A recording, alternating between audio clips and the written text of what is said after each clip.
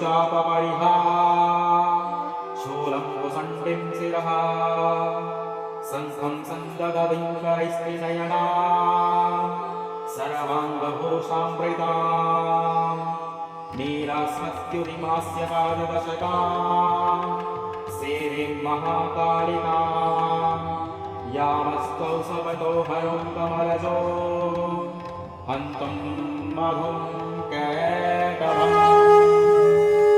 ऋषि कहते हैं, दैत्यों की सेना का इस प्रकार तहस नहस होते देख महादैत्यों के सेनापति चिक्षुर क्रोध से भर उठे और अंबिका देवी से युद्ध करने के लिए आगे बढ़े। रणभूमि में वो असुर देवी पर बाणों की वर्षा करने लगा, जैसे मेघगिरी के शिखर पर बादल जलधाराएं बरसाते हों। तब देवी ने अपने बाणों से उसके बाण समूहों को क्षण भर में काट डाला। उसके घोड़े और सारथी भी धराशायी हो गए। धनुष टूटते ही असुर ने क्रोध से तलवार उठाई। राजन, देवी की भुजा से टकराते ही वह तलवार चूर चूर हो गई। उस राक्षस ने शूल उठाया और वह शूल आकाश से गिरते हुए सूर्य मंडल के समान प्रज्वलित हो उठा। उस शूल को अपनी ओर आते देख देवी ने भी शूल का प्रहार किया। उससे राक्षस के शूल के सैकड़ों टुकड़े हो गए और महादैत्य चिक्षुर भी ध्वजाओं सहित धराशायी हो गया। महिषासुर के सेनापति चामर का क्रोध भड़क उठा। उसने भी देवी पर शक्ति का प्रहार किया, किंतु जगदम्बा ने केवल हुंकार मात्र से उसे पृथ्वी पर गिरा दिया। देवी का सिंह उछलकर हाथी के मस्तक पर चढ़ बैठा और धर्म व अधर्म का भीषण संग्राम आरंभ हुआ। अत्यंत क्रोध में भरकर वे एक दूसरे पर भयंकर प्रहार करने लगे। रणभूमि का दृश्य विकराल हो उठा। तभी सिंह वेग से आकाश की ओर उछला और गिरते ही अपने पंजों के प्रहार से चामर का सिर धड़ से अलग कर दिया। देवी के प्रचंड प्रहारों से शिला और वृक्ष भी अस्त्र बन गए। दैत्यों का विनाश होने लगा। गदा की चोट से उदग्र का अंत हुआ। भिंडिपाल और बाणों से अनेक असुर धराशायी हुए। 3 नेत्रों वाली परमेश्वरी ने त्रिशूल उठाया और उग्रास्य, उग्रवीर्य, महाहनु सबका संहार कर डाला। तलवार की चमकती धार से मस्तक धड़ से अलग हो गए और दुष्टर तथा दुर्मुख क्षण भर में यमलोक भेज दिए गए। इस प्रकार अपनी सेना का संहार होता देख महिषासुर ने भैंसे का रूप धारण किया और देवों के गणों को डराना शुरू किया।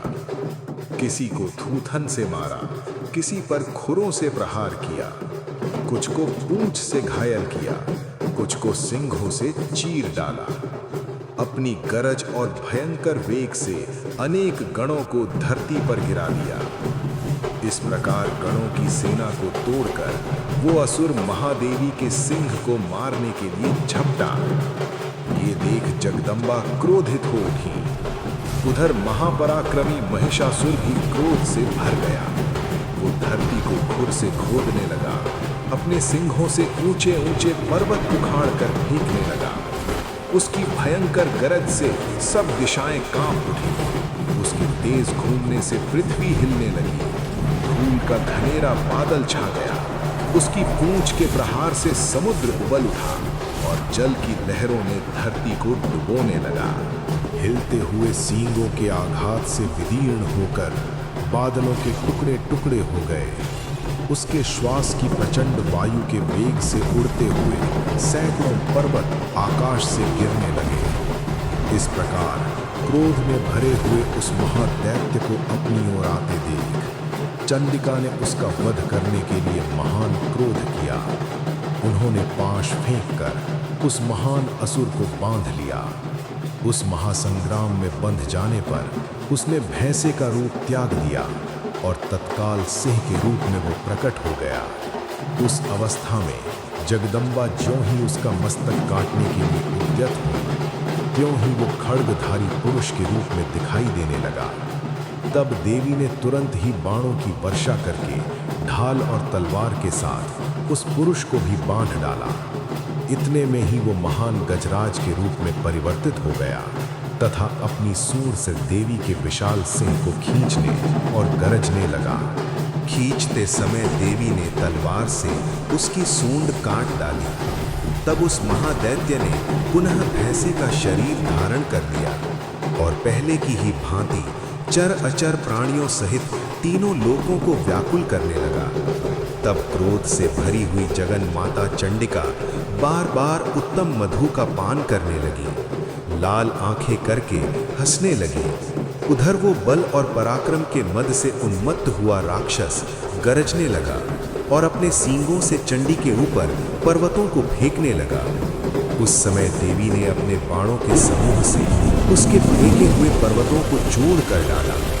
बोलते समय उनका मुख मधु के मद से लाल हो रहा था और वाणी लड़खड़ा रही थी। ओ मूढ़, मैं जब तक मधु पीती हूँ तब तक तू क्षण भर के लिए खूब गर्ज ले। मेरे हाथों से यही तेरी मृत्यु निश्चित है। ये जानकर अब शीघ्र ही देवता भी गर्जना करेंगे। ऋषि कहते हैं, ये कहकर देवी उछली और उस महादैत्य के ऊपर चढ़ गई। फिर अपने पैरों से उसे दबाकर उन्होंने शूल से उसके कंठ में प्रहार किया। देवी के चरणों से दबे होने पर भी महिषासुर अपने मुख से दूसरे रूप में बाहर निकलने लगा, लेकिन आधे शरीर तक निकलते ही देवी ने अपने दिव्य प्रभाव से उसे रोक दिया। आधा निकला होने पर भी वो देवी से युद्ध करता रहा।